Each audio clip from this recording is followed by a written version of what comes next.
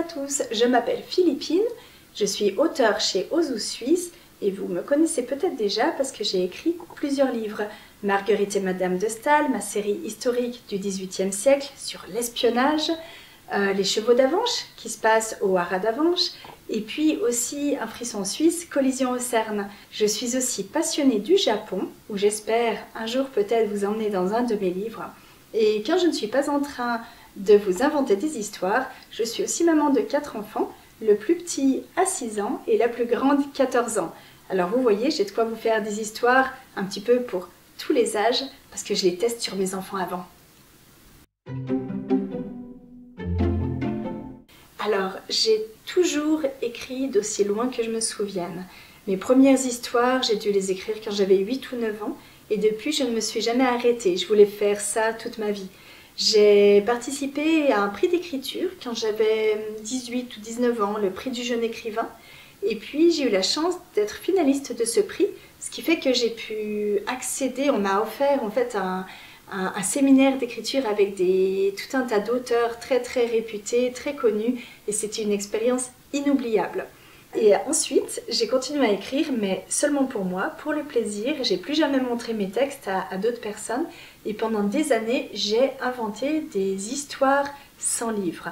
Donc pour mettre mes enfants au lit le soir, je leur inventais des histoires et je leur racontais. Ils ont beaucoup aimé ça.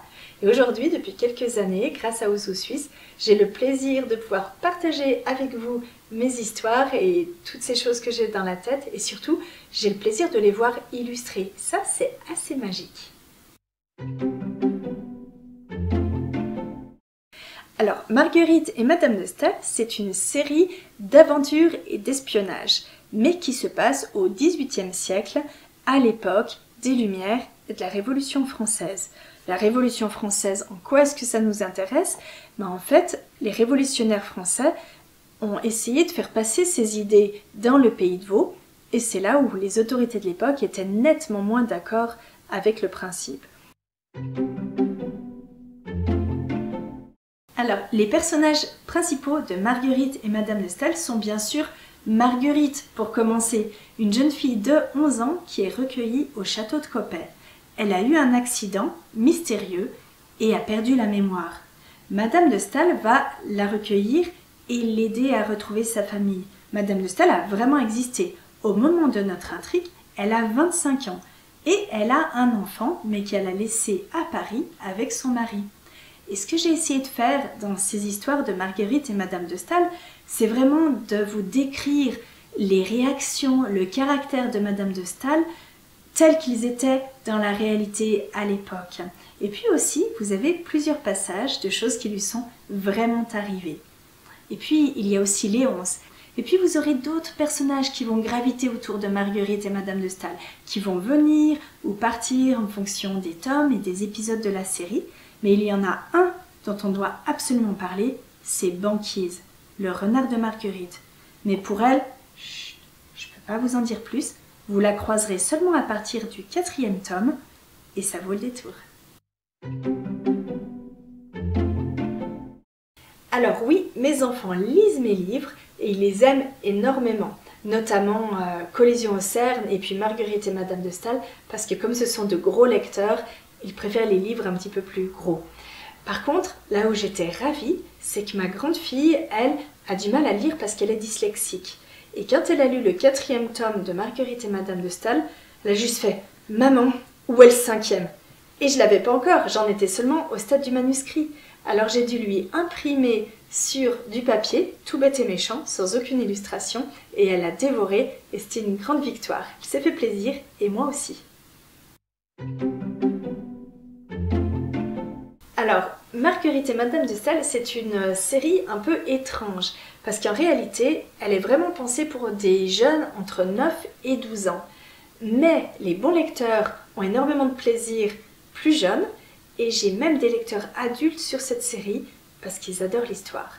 Donc, quel que soit votre âge, vous pouvez vous faire plaisir avec Marguerite et Madame de Staël.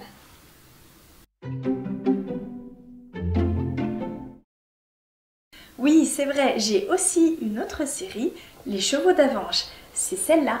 Et ce sont les aventures de Jade et de son poney Spotty qui arrivent au Haras d'Avanches. Et là, comme dans toute bonne écurie qui se respecte, il va leur arriver beaucoup d'aventures.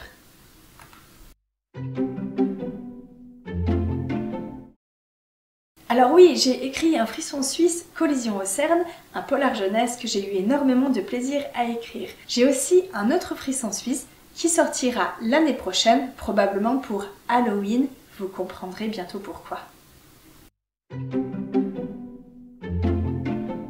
Les lecteurs seront ravis parce qu'effectivement, le 6e tome de Marguerite sortira ce printemps, début d'été, certainement en mai. Ce sera le dernier tome de ce cycle des aventures de Marguerite et vous saurez tout sur sa famille.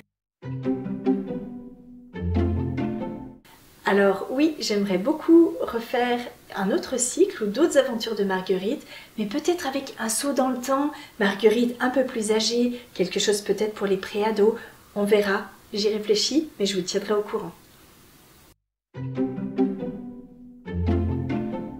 Oui, absolument. Des projets avec Ozo Suisse, j'en ai et ça me réjouit.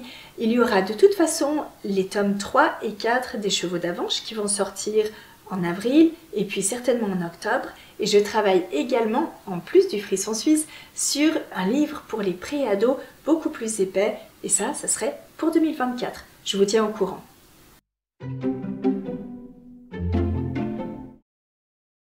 Des livres que j'ai adorés enfant, il y en a eu vraiment beaucoup. Mais ceux que j'ai fait découvrir à mes enfants et qu'ils ont adorés, c'était Le Club des 5 et Alice Détective.